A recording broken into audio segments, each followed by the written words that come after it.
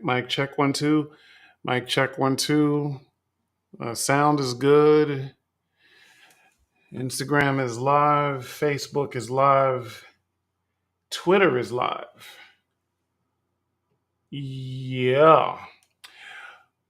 Ladies and gentlemen, boys and girls, dudes and dudettes, the sexy and the not so sexy, big children and little, welcome to the Just My Thoughts podcast.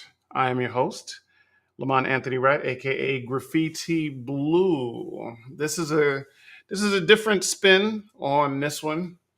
We're gonna come off the cuff on this. It was something heavy on my mind, and hashtag J Cole. It was also heavy on my spirit. No apologies. No apologies. The title of this bad boy is Thinking Out Loud About My People Being Programmed. Thinking Out Loud About My People Being Programmed. Sidebar. Everyone, first of all, I say my people because I am not even sure as of late, because the programming to my people is so strong.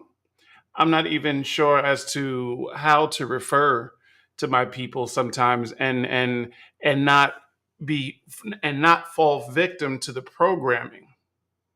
I'll come back to that.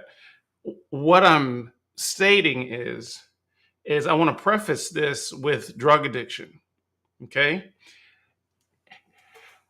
Everyone within the sound of my voice in this country, especially my brothers and sisters of brown complexion, has dealt with addiction, has dealt with addiction somewhere in their circumference, somewhere along their family, somewhere along their friends at some point, right? They have seen the pain of addiction up close up close and personal. Drugs have destroyed families, have destroyed communities. I mean, we know what's going on. Thank you, Ronald Reagan and the CIA, for all the drugs you put in the ghetto at night, only to say crack is whack by day. That's another blog, right? We've all dealt with it. But especially when it comes to the destroying family part, the up close experiences that I have seen is a someone who has fallen to addiction, and I'm not judging because I know how the pleasure feels, right? And I'm not judging, but for someone who has fallen to addiction and and they lost their husband or they lost their wife to addiction. They lost their son, they lost their daughter, they lost their whole family, they lost their house, they lost their car, they lost everything to addiction. They lost everything to addiction. I'm gonna bring it back around, but follow me for a second. They lost everything to addiction. They know whatever they're addicted to, pick your drug of choice, pick other things you get addicted to, alcohol, pornography, whatever, right? And this addiction, sex addiction, whatever, you can basically, I think you can probably get addicted to pretty much anything, depending on the circumstance and who you are. Don't quote me on that one, but just thinking out loud here, that's the title, thinking out loud about my people being programmed. But when it comes to addiction, you see people lose everything: job, career, house, all of it, homeless in the street, yet and still, in the face of losing their spouse, their children, their house, their career, everything they own, homeless somewhere in an alley somewhere, they may still, if it's drugs, get high. They still, if it's alcohol, have a drink. And they will sit in that alleyway barefoot and freaking dirty. And they would walk barefoot over broken glass for the addiction. Not, I mean, hurt because they lost everything, but the addiction is still there. And that shows you how powerful the addiction is. Now we'll bring it back around, especially for my brown complexion people. If you ever have been to the barbecue, the family reunion, the gathering, the high school reunion, whatever that is, and you're among your people, and you asked 100,000 brothers and sisters of brown complexion, what is the number one problem with what is the number one problem plaguing the community? What do we need to do? What do we need to do collectively as a people? The majority, I don't know the percentage, but the majority of those people would probably say, because I always ask the question, or I always at these gatherings hear the question asked, you always hear the same answer. And that answer is unity. That answer is unity. You could ask 100,000 people of African descent that what is the number one problem with the collective of darker complected people, and they will say unity. Yet we all know this, but like the drug, just like the drug of choice or the alcohol or whatever that person is addicted to, when I said the example initially, that you can they that person, the addict, knows that the thing that they are addicted to is the cause of them losing everything. But that addiction is so strong, the addiction is so powerful, the addiction is so consuming. That is a lot of power. That is a lot of power to sit in an alleyway, for example, and still get high. That's insane to me. That's insane. I've seen it. I've lived in many major cities over the years, be it San Francisco, be it New York, be it wherever, Washington D.C., and the story is the same. I've been overseas a number of times, and we all look different depending on where you go, but addiction seems to look the same. It seems as if black, I don't want to say black, people of color, it seems like the disconnect with people of color is everybody knows that unity is the main issue why we can't thrive in other areas agriculturally, economically, and things of that nature, and we know that unity is the answer. Let me back up off this mic a little bit. We know that unity is the answer, but when you talk about unity, the talk is good. People always talk about the unity, but when it's time to unite, when it's time to actually get together, what up, what up? When it's time to actually get together, the same way a person who has fallen to addiction will still choose the drug of choice over family, friends, and things of that nature, their own health. They'll die, they'll overdose on it. The same way they'll choose that. When you start moving towards uniting our people, there's like this glitch in the matrix. It's like we just can't do it. It is the weirdest thing. It is like the scene in the Matrix where freaking Neo notices or has deja vu because one cat walked by and then another cat walked by that looked just like it. We will short circuit. We will short circuit when it comes to uniting. It is bizarre. And you can have for example, you could have a city that's the capital of California, but the smallest city, not the largest city. I don't know the population of Sacramento, but it's not the largest city. And you have the poetry community, for example. The poetry community will not necessarily work together. Now, they don't have a pool of just millions, not like a major city like in New York or a Los Angeles where they have millions and millions and millions of people to talent pool to pull from, and people that can rotate in and out of the door of a poetry venue, for Christ's sake, for example. But yet and still, you'll have all of these little subset factions of all of these crews, and they got more crews. It seems like there are more crews than the whole population of freaking Sacramento. And I'm just like, you're doing poetry. You have a poetry venue. You have a poetry venue. You have a poetry venue. But they don't rock with each other. It's bizarre. Even when even when unity will get you this, the unity will get you the paper. Hey, what's going on? It is amazing. So I'm just thinking out loud about my people being programmed. I don't have stats. I don't have pie charts. This is not up for debate.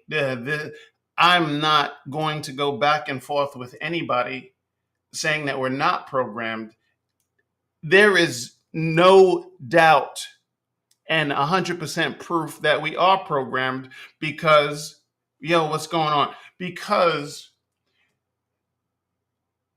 if we all know collectively as a darker people that unity is the answer, yet we won't unite, and we know that's good for us, like not doing drugs, not doing drugs, at least to the point where you're freaking homeless and divorced and all of that. You know what I mean? You lose everything for the drug.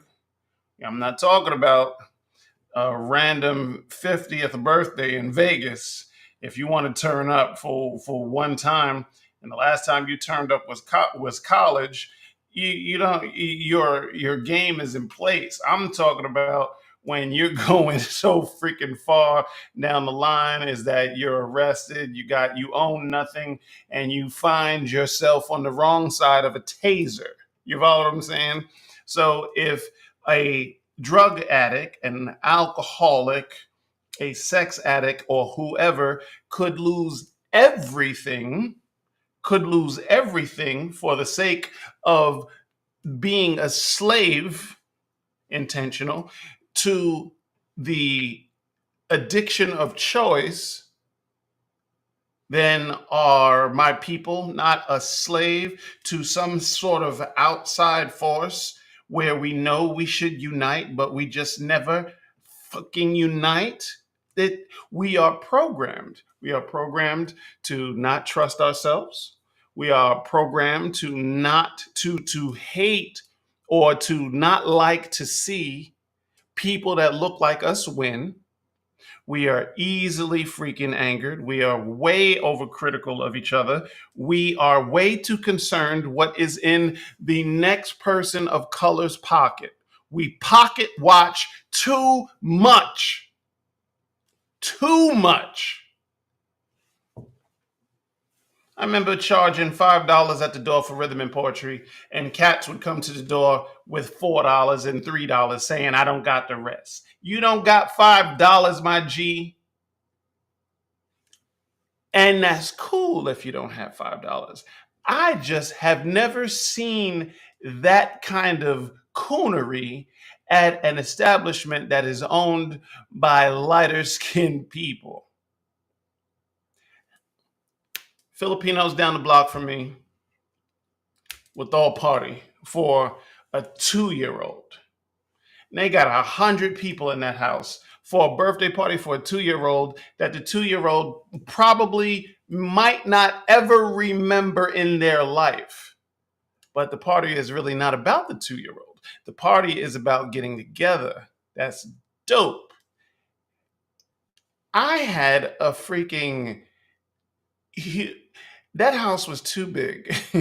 I had a I had an amazingly large house in Atlanta, and I'm just like, I got a lot of house and I got a lot of friends.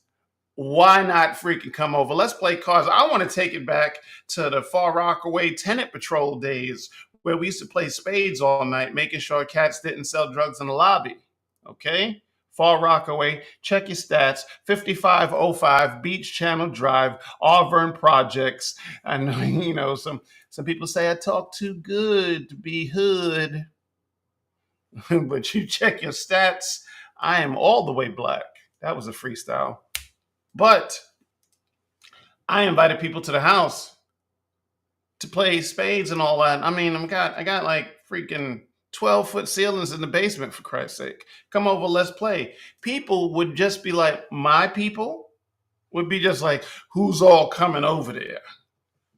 What, nigga, you trying to be seen? Like it's a card game. We grown. We got bids and whatnot. We out of high school. Why we got all this property if we just can't get together and just play some freaking spades, play some blackjack, poker, uno, tonk, whatever. Let's go. Crazy eights. But the interpretation of me inviting people over was, oh, you want to flex your house. Why the fuck have a house if you can't invite nobody over? There is programming, and the programming is obvious. It is freaking obvious. Is thinking out loud about my people being programmed. Okay? Everybody knows unity is the answer. If I asked whoever is eventually going to watch this live, what do you think the number one problem issue is with people of color as a community, as a collective? The majority of them would say, freaking, I'm not making this up, unity, black unity, black unity. What's my man Joffrey was on Club Shay Shay or whatever, and he jested when he was talk. It wasn't a jest, but he was talking to some guy in either Japan or China, and he said, and in the form of a joke, it was truth, but in the form of a joke, he said the Asian guy said to him, you know what I mean? Your people don't unite. This is an observation made by other cultures. Your people don't unite. And then Joffrey was just like, well, every other race has a mafia. Italian mafia, Chinese mafia, Japanese mafia, hell, Vietnamese mafia, Russian mafia. And then the punchline was, black people, we don't unite so much we can't even organize crime. Now, I'm sure there are crews and cliques and gangs and all of that stuff, but we not on the level of the freaking Gambinos or no like that, where killing each other, the crime families would go to war with each other. They would kill each other, and the money was so important over everything to them that they would have a meeting of the five families and sit down with people. I killed your brother, you killed my mom, but we are still going to sit at the table and make peace because there's too much money to make. Wow. And I can't get my friends who make more money than I do. I can't get my friends over my house to play cards because they look at it like I'm trying to flex. Unity is obvious. I'm thinking out loud about my people being programmed, so much so I'm not even saying black people, because I don't even know if black people is the appropriate statement, because we are not a color. It is becoming obvious to me that us even referring to ourselves as black is a construct of programming. It's a construct. There ain't nothing. My headphones is black. See the difference? I'm pretty sure there are guys 5 shades darker than me, but it's still brown. Right? Right? Right? So I said, well, let me not even call it black. Let me just say, thinking out loud about my people being programmed. This is not up for debate. This programming is undeniable, and few speak on it. Let's go back to the drugs. Your drug of choice, your addiction of choice, alcohol, For example, cocaine, for example, heroin, for example, sex, for example, ecstasy, for example, whatever you're addicted to. You will let an addict will allow their desire or their addiction destroy everything.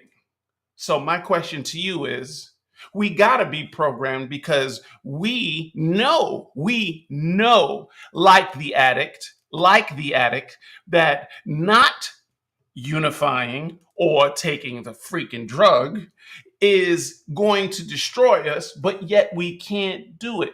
The addiction is so strong that an addict will walk barefoot over broken glass to get to it. Okay? So, I'm a solutions guy. I love solutions. How do we unprogram that if we truly are being programmed? How do we do that? Well, fuck if I know how to do that shit. What I do know is the start of the deprogramming of my people starts with the conversation. And I don't care if one person watches this live, 111 or 100 million people watch this freaking live. I will keep barking this freaking message through my art, through music, through poetry, through rap albums, through podcasts, through blogs, whatever I need to say it. And I might not succeed on my own, and that's freaking fine. But if I could just not even wake y'all up because y'all freaking know, because you ask 100,000 freaking brothers and sisters what the problem is, they all say unity. So we all know. So to get rid of the strength of the addiction, it's got to go through dialogue. Dialogue, an open, honest dialogue, has to be one of the weapons against this shite. I'm tired of it. Last story, and I'm freaking out of here. Every time I pass people who look like me, I'm a friendly dude. I'm a spoken word artist. I'm a freaking rapper, right? So I'm potting to you right now. You know what I mean? So obviously I don't have a problem with running my freaking mouth, right? So I pretty much say hi to everybody. Everybody. If you within about 10 to 12 feet of me and we're getting ready to pass each other, man, I'm straight talk. I'm from New York. We'll say what's up just to make sure that everything is good and we don't gotta do that crazy. I That's how we gauge people. Even if we're getting bad vibes from the person approaching us, we'll say, yo, what's good? And how they respond will typically tell us if the war is on. But I know that many times, and there are different reasons for this, so I don't want to judge people too harshly, but I know many times if the person looks like me, they are amazingly reluctant to say hi back. I'm not trying to rap. I'm not trying to be rude. I don't want your freaking phone number if you're a female. I'm not trying to come at you sideways if you're a guy. I'm just saying hello. Hey. And last I checked, I'm not but ugly. I may be a little ugly to you, might be a little ugly to you, but I'm not fugly, okay? So if I'm dressed well and I got the freaking button up on the Boulevard watch on and I just say good morning and you can't part your teeth to speak to me, I'm just like, man. Now, I'm not saying that you have to show your teeth to everyone you meet. That's not what I'm saying at all. If I'm saying not everybody deserves your vernacular, okay? You know, what I am saying is that I notice that if somebody is not going to speak back to me or not speak at all, it doesn't surprise me when they look like me, falling into the we can't come together narrative. So it's hard. It's very difficult for me because I love my people, man.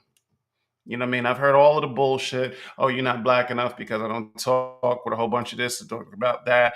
I'm just like, well, damn, if you could be born in the Bronx, raised in freaking Manhattan, Far Rockaway, South Side, and Hollis, Queens, and go to Andrew Jackson High School and Thomas Edison High School and freaking all of that and not be, I don't know what to freaking tell you. I don't know what to tell you. I don't know what to tell you.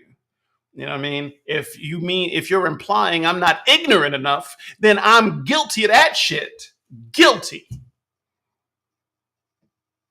But last I checked, I'm blacker than freaking midnight on the moon. So I don't know what y'all talking about. But that's another problem. That's the divide and conquer. Yo, everybody's scared when people make that Illuminati pyramid scheme, pyramid sign, right? And me throwing the sign up is not a declaration to the Illuminati, right? I don't think they would let Quentin Tarantino in there. He drops the N word too much. But the way the pyramid works, the reason why I did it, the way the pyramid works is that there's a few people at the top that get the sunlight. It's on the back of your dollar. And to keep that the few at the top, you need somebody always needs to be on the bottom. Someone always needs to be on the bottom. So this is a program by design for a few people to be on top. You need an amazingly strong people to play the bottom. And isn't that poetic? The originators, the fathers and mothers of civilization have to be the bottom. That's all I got to say about that. It's undeniable that we are programmed. My advice to you and yours, if my voice should reach your ears and heart, is to watch. There are many things we are programmed about. There are many things we are programmed about. Most of which we are not even aware on a conscious level about it. Okay, watch your six. This is not doom and gloom. Okay, good will always prevail. God is love, and you can't destroy God, and you can't destroy you either. So this is not a blog to try to scare nobody. I'm just speaking the facts. Ladies and gentlemen, boys and girls, dudes and dudettes, the sexy and the not so sexy, big children and little. I am the novelist, author, poet, Lamont Anthony Wright, aka Graffiti Bleu. Thank you for your time. God bless and good night.